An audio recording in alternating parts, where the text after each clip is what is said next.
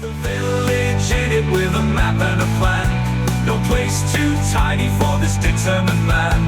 Crossing the counties one by one, he'll see in every English corner a bit of history.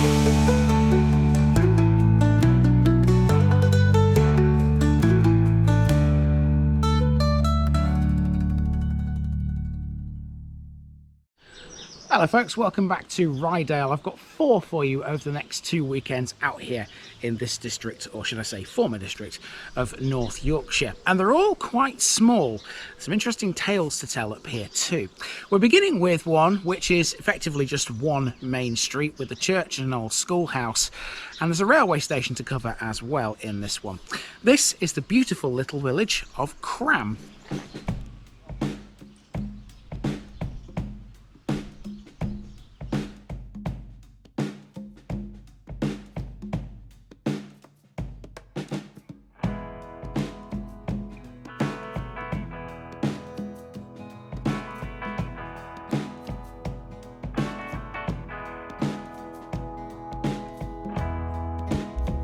Crambe, Riverbend land.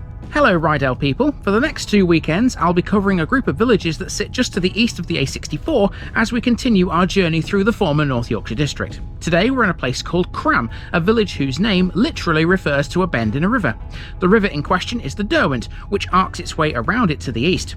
Crambe was first mentioned in the Domesday Book as Cranbone, and it had 2 manors. One belonged to Sir Marthley and the other to Earl Waltheof. Both areas of land were joined together at some point in the 16th century, and from that time onwards Crambe has been owned by various people. The list of names include Thomas Bamborough of Howsham, Sir John Wentworth and his descendants, the Cholmley family and Sir George Strickland. Of those, it was the Cholmley family who perhaps had the largest influence on Crambe. They built the village school for a start, which still stands today, albeit in use as a private house. The same family were responsible for other schools in North Yorkshire, particularly the one that stands next to Whitby Abbey on the North Yorkshire coast. The family give the village a link to Cheshire too, owing to the fact that they were related to the powerful Cholmleys. We'll get to look at the old school on this walk, as well as the church, which is literally next door. Further afield, Crambe also has an old railway station. The railway line is still there, but the station was only short-lived, lasting for just 4 years. So this isn't the largest village in the world, and we won't be here very long, but it's lovely, and I hope you enjoy this little stroll just as much as I did.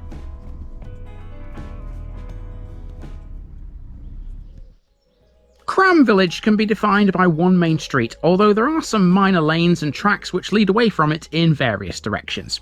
Mostly residential, Crambe has a population of less than 100 people, meaning usually its stats and admin are grouped together with Whitwell on the hill. It's not known for a lot, although having said that, it possesses a fine church, an old school and a former railway station to the south of it all. William Pearson, a QC of the Inner Temple and the father of the renowned mathematician Carl Pearson, was born in this very village.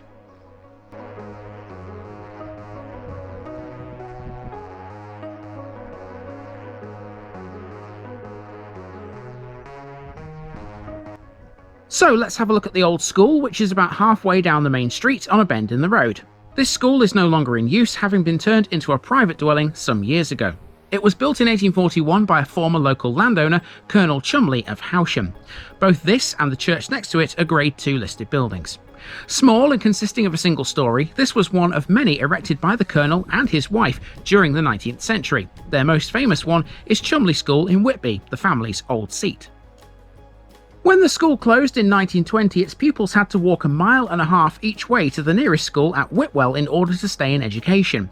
For a short time, the old school was used as a communal venue. It hosted Christmas parties and domino drives, for example. The nearest communal building today is the village hall in Barton-le-Willows, although Crambe does still possess a church which acts as a focal point for everyone.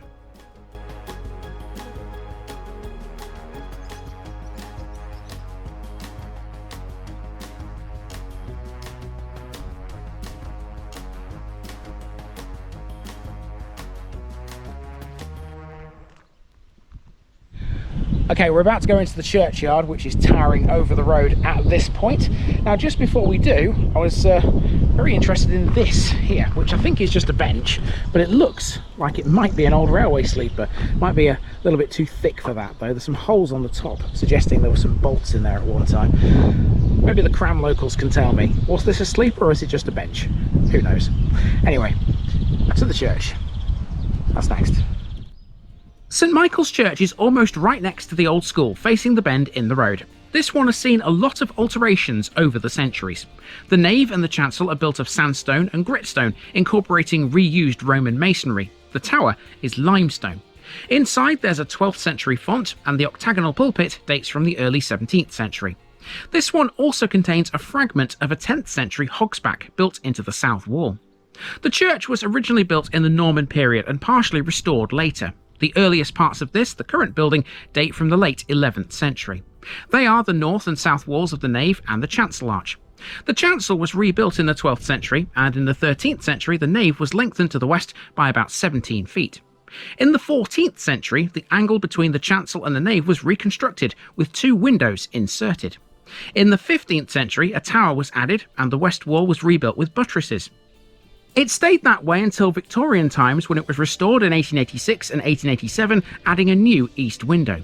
This is the main focus of life in Crambe. It attracts many pilgrims and historians who come to research Carl Pearson and his family.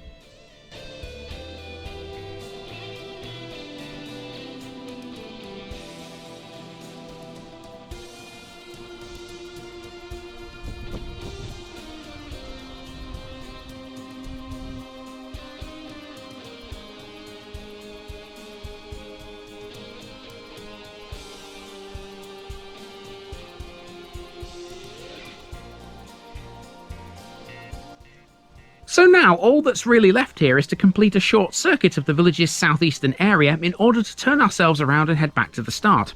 The east of Crambe is defined by some gently undulating fields, which most likely have earthwork remains of old village buildings in them. Let's chuck in a few more bits and bobs about the village before we bring it to a close. Here's one that might well be a talking point. Crambe is spelt C-R-A-M-B-E, which in any local dialect should be Cram. Apparently some of the locals prefer to say this as Crom, which sounds a lot more sophisticated. However, the odd little linguistic quirk actually has some history attached to it. 1,000 years ago, Cram was recorded using a few different spellings and names. These included Crambun, Grammum, Cramburn, Cramphome, and of course Crom, spelt C-R-A-W-M-E. It seems that one has stood the test of time. Whatever you want to call this place, it sits at an elevation of 160 feet above sea level, and it's just over half a mile away from the nearest major road, the A64. The nearest settlements to Crambe are Kirkham, Whitwell on the Hill, Barton Hill and Howsham, all within 2 miles of the village. Visitors to the area may well be familiar with more well-known places like Kirkham Priory, Howsham Hall and Castle Howard, which can all be easily reached from here. Crambe may not have a shop or a post office, but it has been well served over the years with travelling businesses such as a butcher, a baker, a milkman, a greengrocer, an ironmonger and a chemist. Crambe still has 4 working farms, retaining its character as a traditional North Yorkshire village, and despite its size, it's a thriving community with enthusiastic and friendly residents.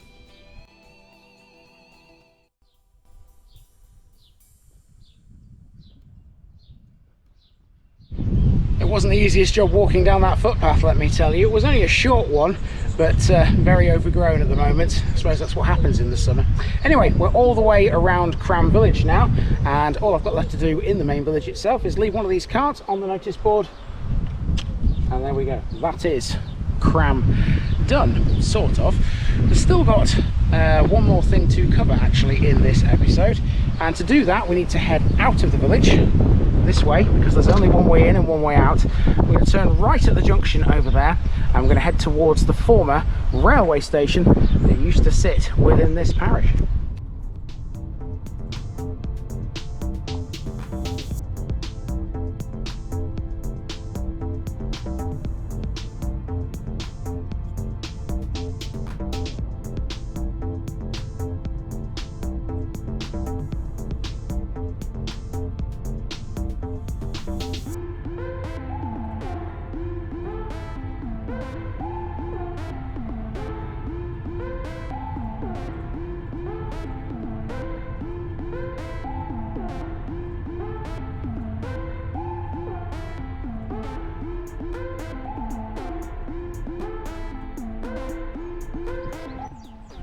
Now, in the 1840s, when railway mania was in full swing, Crambe gained a station on the York to Scarborough line.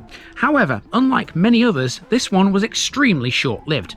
Despite its location, it was called Howsham Station, even though it's shown as Crambe Station on Mull's 1850s maps of North and East Yorkshire.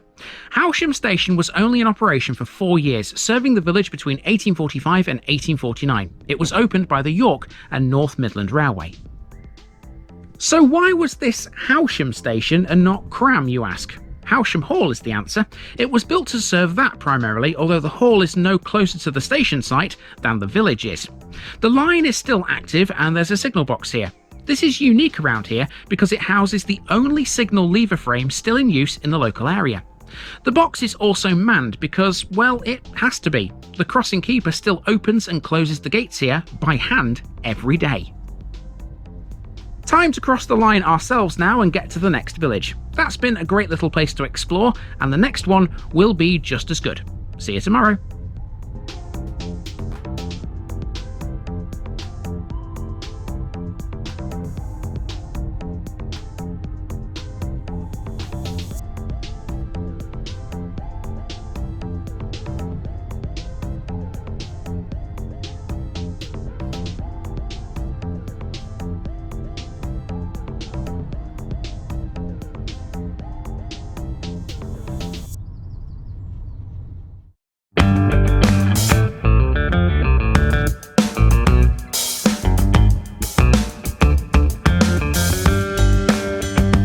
Now, just before I go, remember, this video is part of a huge project to visit every civil parish in England.